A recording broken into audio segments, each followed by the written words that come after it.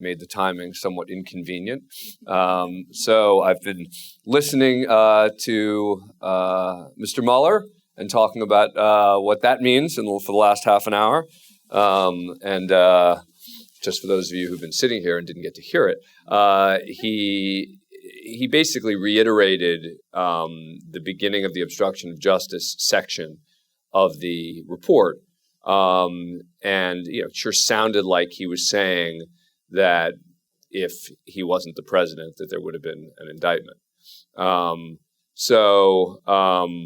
He emphasized in an 8-minute remarks that that the president can't be indicted, that he wouldn't implicate the president in a crime because that would be unfair to just state it in the report, talked about the extent of the Russian interference, et cetera. So that was interesting. I don't think it's going to change anything, but that's what I've been doing for the last half an hour.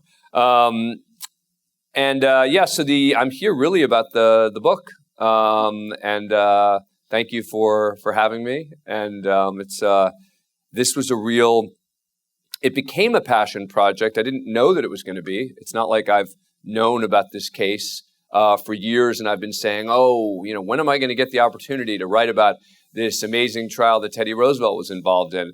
I didn't know about it, and very few people in this generation do, which is kind of what makes it so exciting. How we got here was my co-author and I, and actually my co-author came to me and said to me about our first book. He said, the only transcript that exists of an Abraham Lincoln trial was just found in the garage of the great-grandson of the defendant in 1989, and no one's written about it. And it's the only transcript that exists of any case Lincoln's ever argued. I said, come on. And no one's written about it. The only transcript that exists of a Lincoln trial, and no one's written about it. And he was right. There was one article in the New York Times from 1989 when it was discovered, and then there was one American Bar Association analysis of it. And so we took it and wrote the book, Lincoln's Last Trial, together. And we got really excited about this idea of the transcript serving as the yoke of the story. And so as we were working on the Lincoln, we were like, are there any other interesting transcripts out there of big trials that have kind of been forgotten? And we came upon this one. And what's really interesting to me about this case is, this was front page news everywhere in 1915. You can imagine the former president of the United States. He wasn't just any former president, it was Theodore Roosevelt, testifying in his own defense for 8 days. It was a major story. And yet, it's a fair question to ask, well, then, why has it been forgotten to history, right? If there's so much written about Roosevelt, and I think even those of you here who know a lot about Theodore Roosevelt probably knew little or nothing about this trial. And so the question becomes why? Even Edmund Morris in his volume 3, Colonel Roosevelt, has a chapter on it. But he kind of poo-poos it, kind of makes it seem like it's like a little distraction that's kind of an embarrassment to Roosevelt, but, and that's kind of it. And after digging in to this trial, I view it very differently. This was an incredibly important moment for Roosevelt. This wasn't just a lawsuit, a libel case. This was a true test of his legacy at a time when he was a little insecure about it. Meaning you're now in 1915. He's had this 1912 effort to start his own party, the Bull Moose Party. While he got more votes than Taft, who was a Republican, he still lost to Wilson because they divided the Republican votes. I think that he is at this point trying to figure out what's next. Is he going to run again? What does he want to be in the public sphere? And so when this trial in part became about, the plaintiffs started alleging, because the claim is, Roosevelt calls this party boss corrupt, and the guy sues him. And what the plaintiffs were saying is, well, you're just as corrupt as the corruption allegation you're making. And that to Roosevelt was really important. Roosevelt was someone who took his integrity, his honesty incredibly seriously. In fact, the main reason he probably didn't run again, so when he was elected in 1904, because remember he takes over, McKinley is assassinated in 1901, so he's not elected. He then gets elected in 1904 and pronounces, "This will be my last term. I will not run again."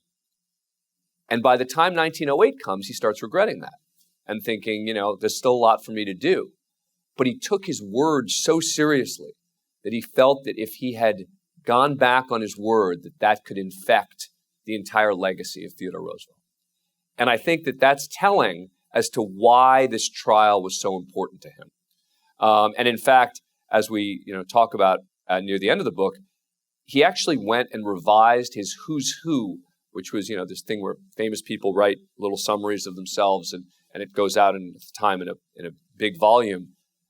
When this trial was over, he amended his Who's Who to put this trial in there.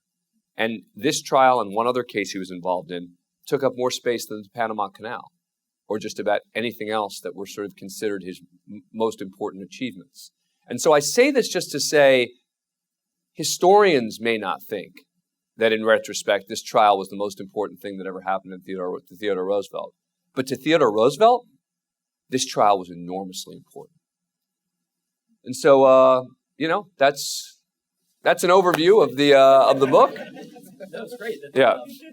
So one of the things we do here at PJB Destinations is we take our clients' stories and their histories and we present them to modern audiences. And the biggest challenge we have is kind of dusting them off for the people who aren't really interested in it.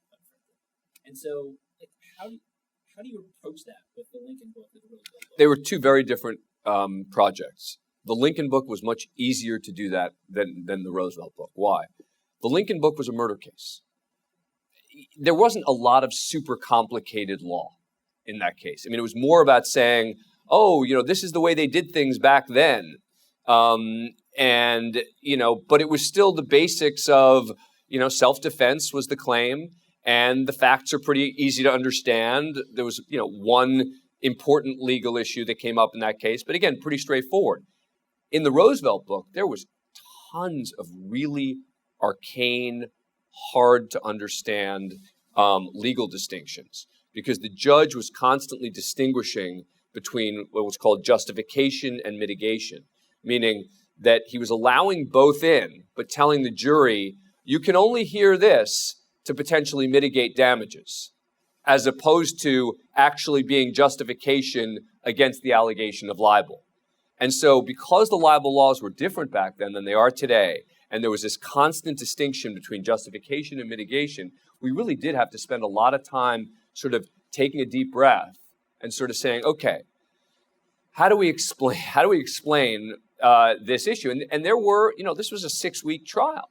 And like any trial, there were some really boring parts of the trial. I mean, at one point, there was an incredibly boring part where actually the opposing counsel goes up to Roosevelt in a very theatrical moment and hands him a book to read because it was getting so dull. And he was trying, and Roosevelt thanked him and this and that, because everyone was bored, but it was more important that the plaintiff's lawyer wanted to know that, and wanted the jury to see that in essence this isn't really that important, because it was about sort of allegations of corruption against the plaintiff. So it's a long way of saying that it's something we always had to think about, was how to make things understandable, how not to get bogged down in details that were not central to the story, and how to make it accessible. Right, and so you have all this sort of this deep sort of legal stuff going on, but you've got this really charismatic figure in Roosevelt who sort of won over the public with his personality as much as through his achievements. So do you think that someone like Roosevelt would be a success in today's kind of media-driven culture? Yeah, I mean, I think Roosevelt was the first person to effectively, have put the press in the White House. The first one to effectively have a press secretary. He was keenly aware of media, and he had a love-hate relationship with the media. And look, this is where there are definitely comparisons to Donald Trump in Roosevelt, which is, Roosevelt would use insults publicly against his opponents. He called New York and Massachusetts liberals shrill eunuchs. He regularly, the term muckraker. Roosevelt didn't mean that as a compliment. I mean, it became this sort of thing that the media embraced as sort of a badge of honor. When Roosevelt said it about the media, he was insulting the media. And he often insulted the media. In fact, he actually used the Department of Justice to prosecute media entities in 1908 because he felt that they were making false allegations about money connected with the Panama Canal deal. So that's a different level than just attacking them. He's literally using the Department of Justice. So Roosevelt would be, as far as someone from 100 years ago plus, would be more comfortable than most in the current environment that we are living in, of attacks and Twitter, and I think Roosevelt would get it pretty quickly. So this will help us sort of transition to kind of my next set of questions. But so you've covered a lot of high-profile cases as a legal correspondent. So how do you think this case of Roosevelt measures up to some of the more recent crimes of the century? Yeah. So in the introduction, we talk about how, at the time this was the trial of the century. There've been a number, but there've really been about 20. There were about 20 trials of the century in the 20th century.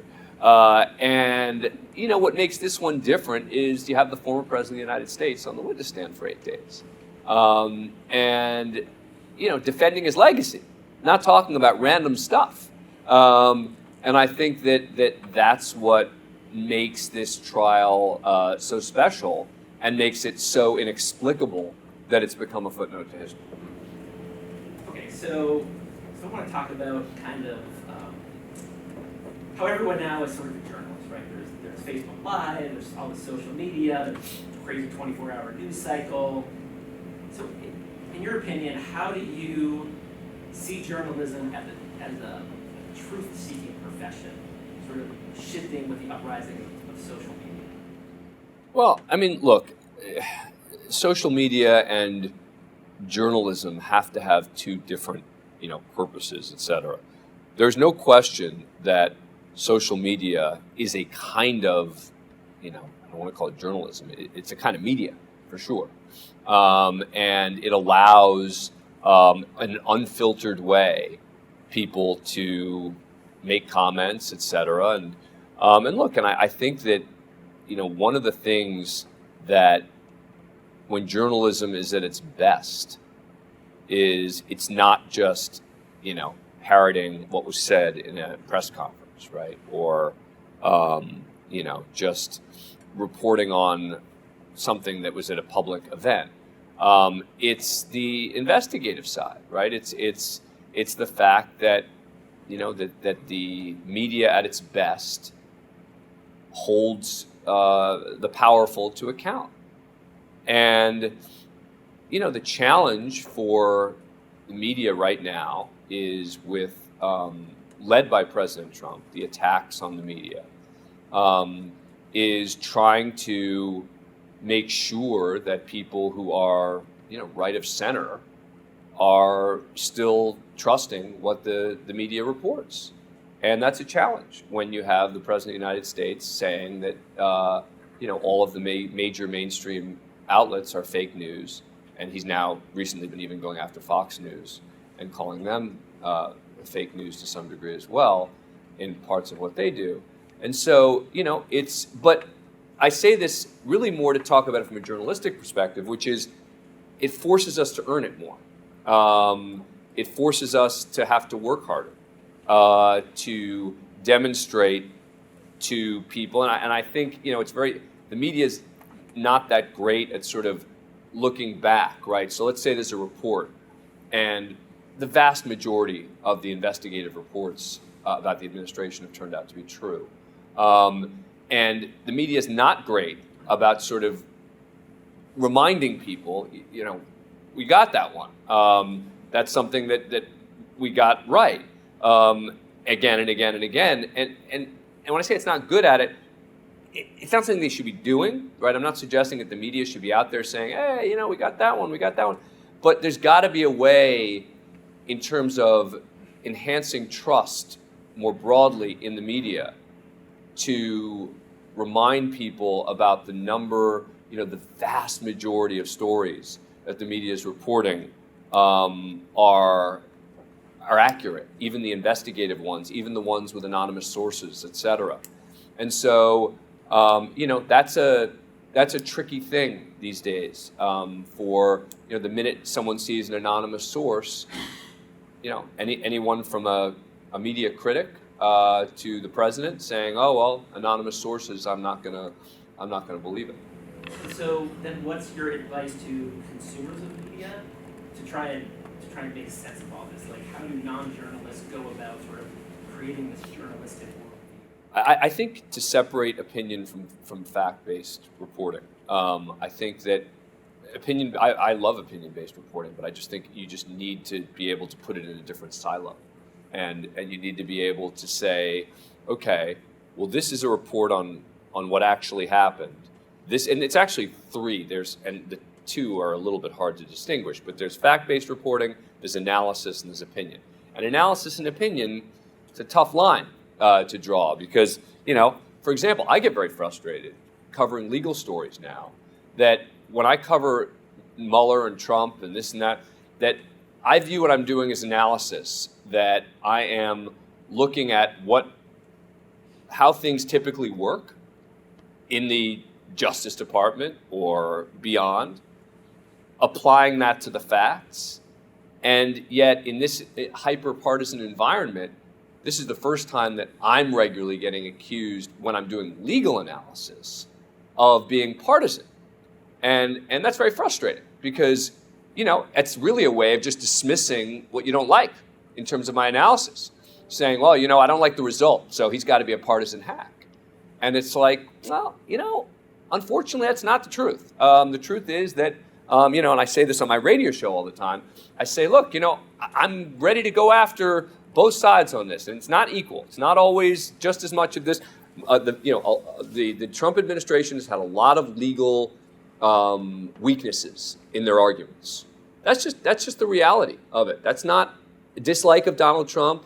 And I've also pointed out in a very frustrated way that when Beto O'Rourke and Kirsten Gillibrand and Bill de Blasio said in the heat of the ends of their campaigns, I am not running for president. I am absolutely not running for president. That those were lies. And that matters to me. I think they lied. And no one seems to care. And so my point is just that when you're asking the question of how to establish credibility, I think part of it is not just bashing Trump every day, right? And not just saying, but I say that because there are real weaknesses. The arguments that the Trump team has made on a lot of issues, range from, some of them are legitimate, but some of them are absurd. And some of them are just tiny minority of the legal community who support it. And I think it's important. I mean, I was on with Alan Dershowitz on ABC about a month ago, and he makes an argument, and I say to him, you recognize you are in a very small minority of the legal community. And he appreciates that. He says, but they're wrong. Okay, fair enough. But at least it's important to provide that context that the vast majority of people who were doing this for years and years don't agree. And just a final note on somebody like Dershowitz. One of the things I appreciate about someone like Alan Dershowitz is that there's at least an intellectual consistency, meaning back in the OJ days, he's never liked the police. He's never liked prosecutors. He's never liked the investigators. He's always distrusted them. And that's sort of the same position he's taking today. That's very different from people who are very pro-law enforcement, who say, I've always support our police, I support our FBI, et cetera, and now are effectively putting the FBI on trial without any credible accusations of wrongdoing on the part of the FBI. So, and again, amazingly, that's viewed as a partisan comment, right? The fact that I am saying there is no credible allegation against the FBI of wrongdoing. Because I had on my radio show, every time I say it, I get tons of Trump supporters calling me and saying, trying to lay out for me what they think are credible allegations, et cetera. But they're not. I mean, there aren't any yet. We'll see. The Inspector General's investigating, et cetera. So let's get back to Rose. So you're getting frustrated with this when you're talking to people and you're frustrated with their worldview. So how do you then? I'm not frustrated with worldviews. I'm not. I'm actually not frustrated with people's worldviews. I'm actually entirely supportive of people who call in who disagree, and I don't view it as my worldview. I guess that's my point, is that I view what I'm doing as analysis of the event, of the moment, and that I'm not making a judgment based on my own personal worldview. I'm saying I don't want people lying, and I don't want people making weak legal arguments, and I'm going to call out both of them. And so that leads, I think you've just answered my question, because my question was sort of, how do you argue respectfully and professionally without getting caught up in grandstanding, and anger over being questioned? Sorry, I was just reading the Trump team's response to Mueller.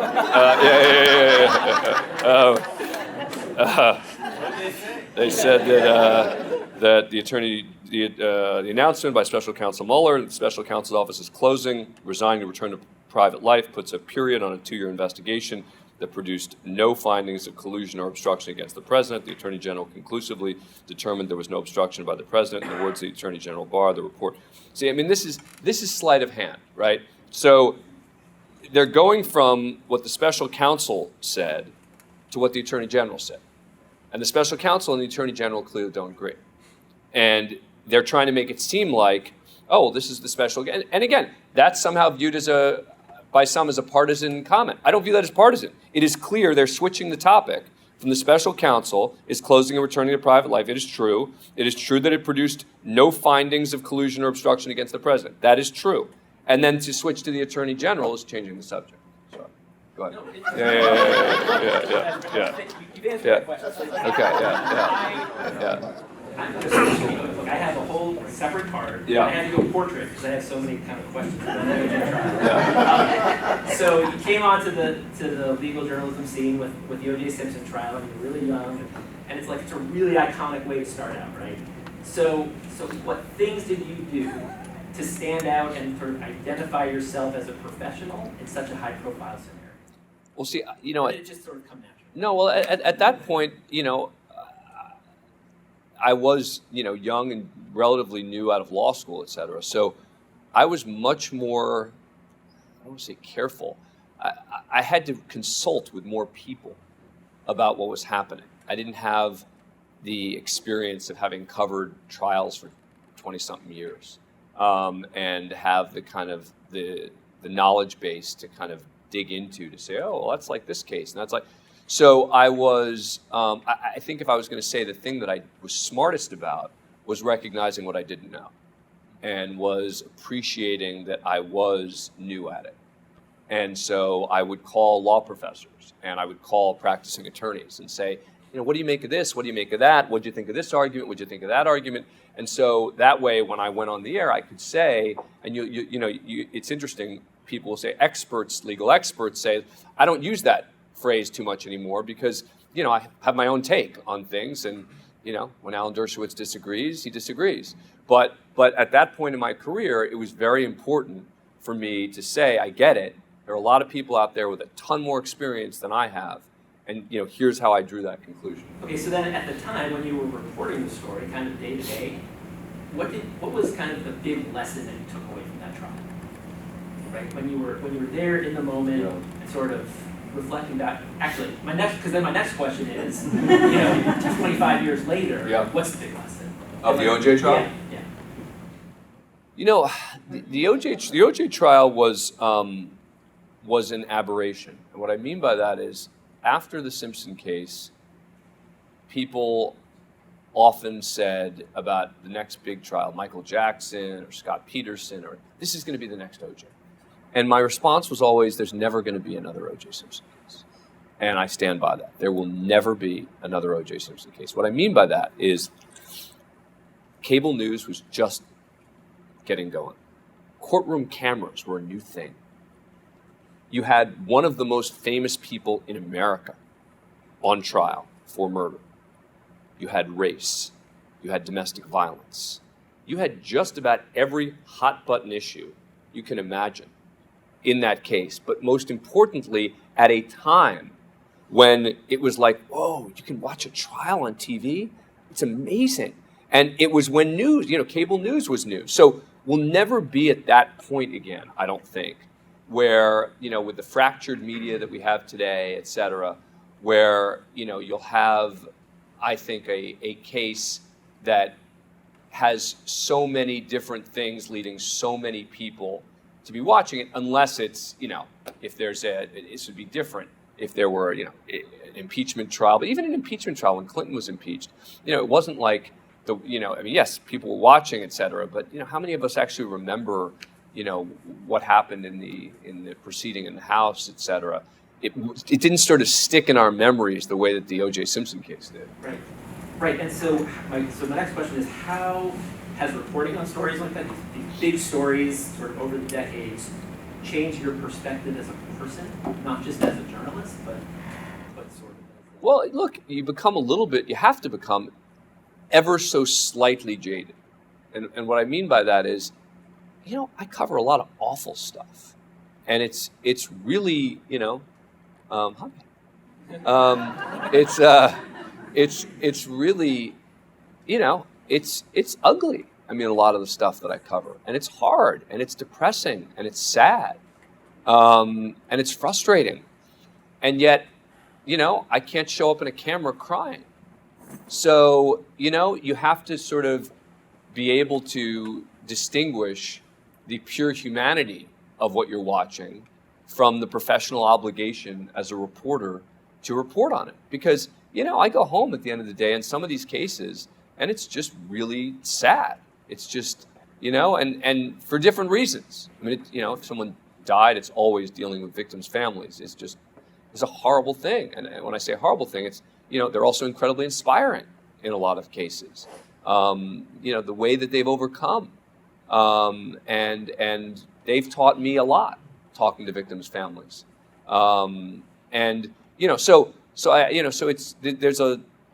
It's not an easy, because I don't, there's some people who just can completely separate themselves and just look at it from the sort of true crime angle and this and that. And I take it all a little bit personally. And so, I have to try to make sure I don't get too involved with the stories. Okay, so I want to switch gears a little bit because I definitely want to have time for Q&A from those guys. So you wrote this book called Man Down.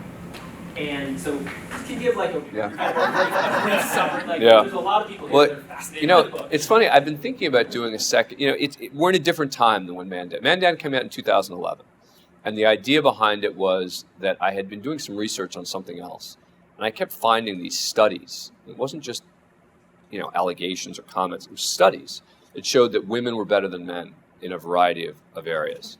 And so I thought it was a part serious, part tongue-in-cheek book, and put together a bunch of the studies. Some of them, as I say, very serious stuff about education, that there's a real concern about women going to college a lot more than men, for a real concern for boys across the country. And then there was really light stuff about how men actually may take longer to leave the house than women in the morning. So it was a combination of fun and serious. But it was pre-Me Too, right? And even then, I was very careful when promoting the book, and I'll take a step back. The title of the book I initially was thinking about was The Case for Women, because the whole idea was man down, proof beyond a reasonable doubt that women are better cops, drivers, gamblers, spies, world leaders, hedge fund managers, beer tasters, and just about everything else. And the reason I didn't call it The Case for Women was because there was still something serious about it, and I didn't want women rightly saying, "Thank you, Dan Abrams, but we don't need you making the case for us."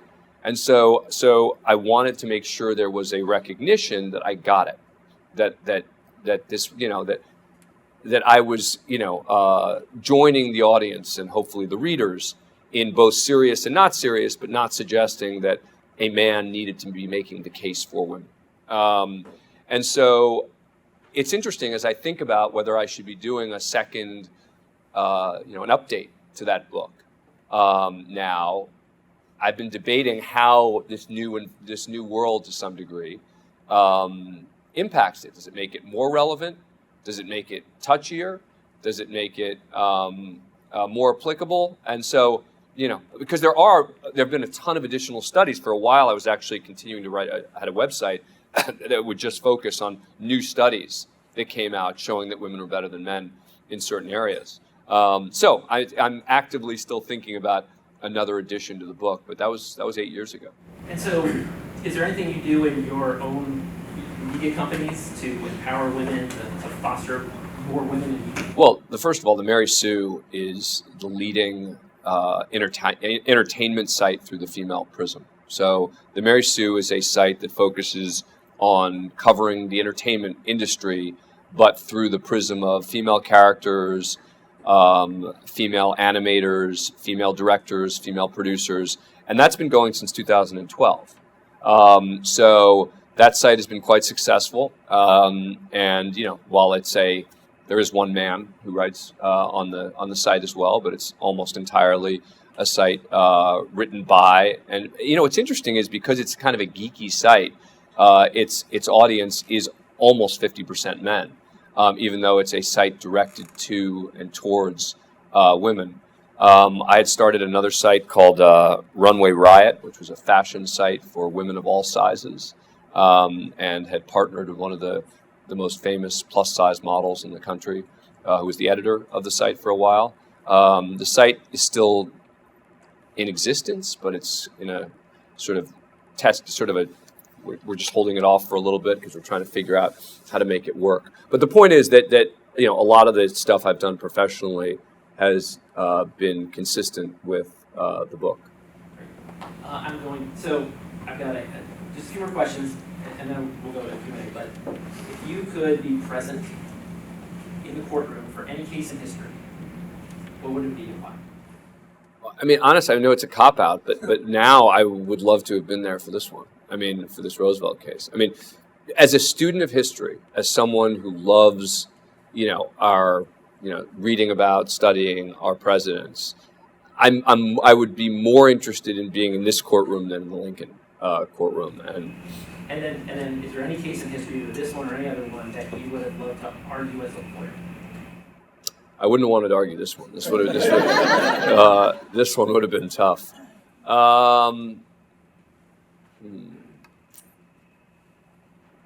Yeah, it would be a criminal case. I mean, I've never argued a case, so it would be a fool who would hire me as a client.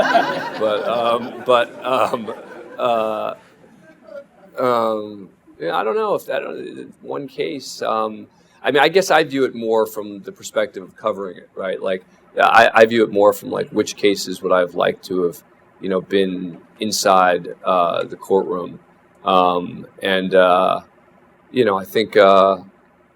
I think obviously, as in addition to this one, maybe the Lindbergh case,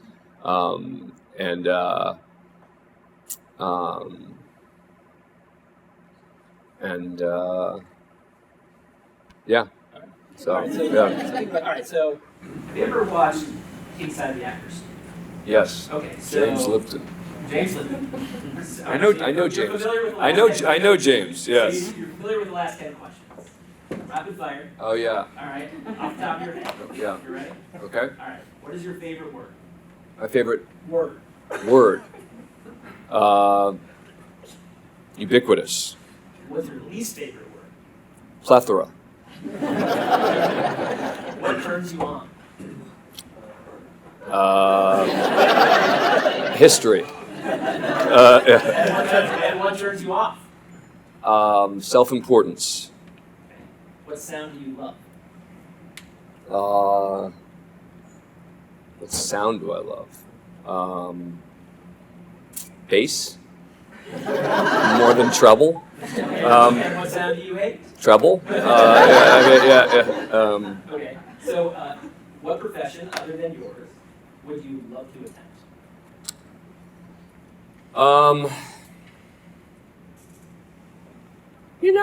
I think that for me, probably either being a practicing attorney or a practicing political leader. And, And what would you never like to attempt? Dentistry. My final question, and this is straight from James himself. So if heaven exists, what would you like to hear God say when you arrive at the pearly gates?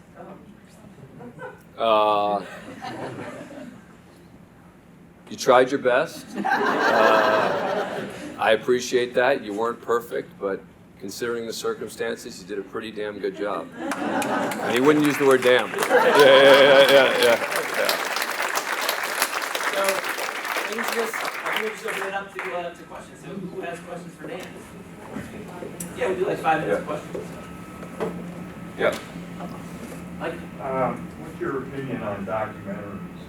I've gotten sucked into a few, including Making of a Murder. Yeah. And I used to think when I was younger that documentaries were fair and they're fact-based and so forth. What's your take? Well, look, I think that Making a Murderer is an opinion-based documentary, right? So they definitely had an agenda in terms of what their position was going to be. I agree with some of it and disagree with other parts of it.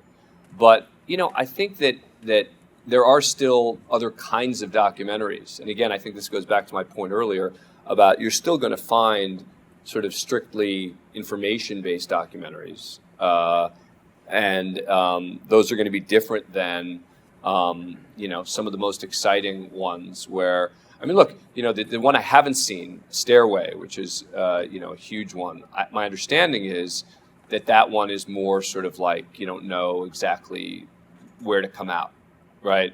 And in that one, that's different than The Jinx or than Making a Murderer, et cetera, where the documentarians kind of lead you in a particular direction. But I think one of the cool things about about media these days is you can finish that and then you can go online and do your own research.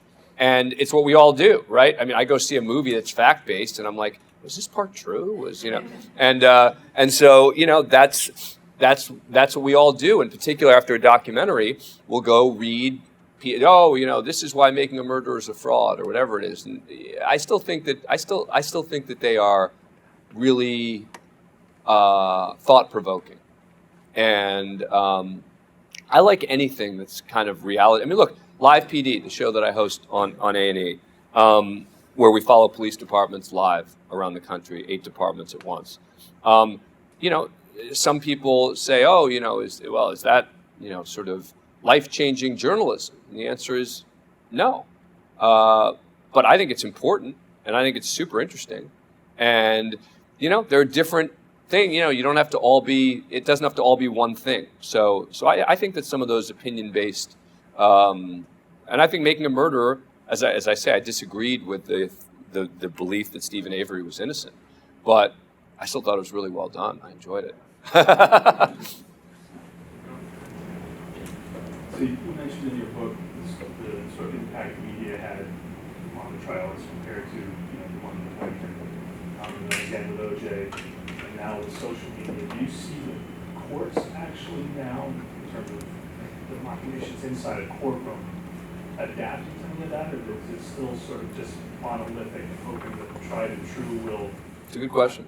Yeah, I think that courts are try to stay out of the fray, so to speak. But as I always say, that the last place you want to be is to be a high-profile defendant who's been convicted of a crime, because judges are then under enormous pressure to get. People always say, "Oh, celebrity justice, celebrity justice." Once a celebrity's convicted, typically, putting aside Jussie Smollett, typically they really get they get it handed to them by the system. That's, I think, in part because judges are human and they know about, reaction. But I think, look, on the whole, I think judges do a very good job of not letting social media, and the public calls for always, in criminal cases, it's always for tougher, longer sentences, more time in prison, etc. I think that they're pretty good about resisting that, all things considered.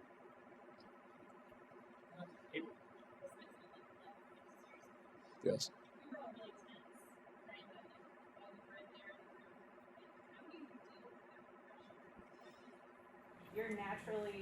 You're used to it now. Do you do yoga?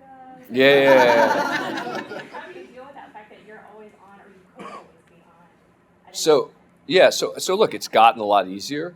I mean, I remember like the third time I was on TV and I was reading a news break in court TV, and like the teleprompter sort of didn't make any sense, and I completely froze, and just spoke like gobbledygook for a few seconds, and like today that wouldn't happen, but it took a little bit of time. I mean, it was definitely something that broadly came naturally, but like in my early days, there was a lot of nervous moments. There were times when I completely screwed things up because I was nervous about one of my first times going on nightly news with Tom Brokaw. It was like at the time I remember I sort of flubbed the throw to it, et cetera, because I was nervous. But now again, this sort of goes back to my point of having done it for a long time, that there's nothing that's gonna happen that I haven't seen before,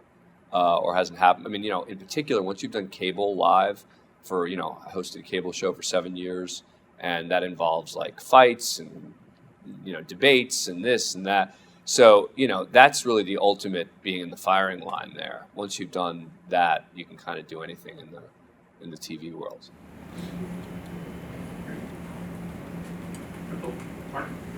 So, as a student of legal history, this was actually a case I hadn't heard of either. It's really interesting. One of the historical realities of our legal history in the United States is the transition, I think, from natural law theory, which was arguably one of the important ideas of the American founding, to the preeminence of positivism now in our legal system. Is that something you're aware of, or that trend? No, I don't even know what that means. No, I mean, I'm serious. I honestly don't even know what that means. But I mean, natural theory and positivism. I'm not. I didn't know that was a legal doctrine, but that's legal philosophy. It's legal philosophy. Yeah, and posit comes from the term posit. Yeah. The state posits a legal concept, and that becomes ensconced in the law versus common law and natural law. You mean statutory? So the posit becomes the statutes, and it gets instantiated in statutory law. Yeah. And as opposed to common law being case law. Well, case law and common law is a larger legal concept. Yeah.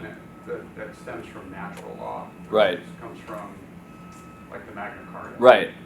But I mean, look, just broadly, I think there's no question that we can't function in this kind of society without statutory determinations, meaning that the minute I see cases where, and look, we're seeing this with the Supreme Court, right, with the fights right now over how much precedent should matter. And Clarence Thomas basically making it clear he doesn't think that precedent should matter in terms of the way the Supreme Court decides cases moving forward. I think that consequently, and look, and this is inherently the distinction between constitutional law and statutory law, right? Constitutional law is always going to involve a level of interpretation of what was meant, because the words aren't going to change. But the interpretations of it might, and the case law might, but as opposed to exactly what the words of statutes say, which makes it, I think, as we're seeing, there's less of a willingness to look back to intent of why statutes were created, which used to be, when I was in law school, that was one of the things we talked about, was you would lay out in statutory interpretation. One of them was to look back to the intent of the people who created the law. I think that's happening less and less, and you have more particularly the conservative judges, interpreting the words of the statutes and what the words should mean. Look, that's a kind of a cop-out way of answering the question that I didn't totally understand, but they're just some thoughts on stuff that I do know.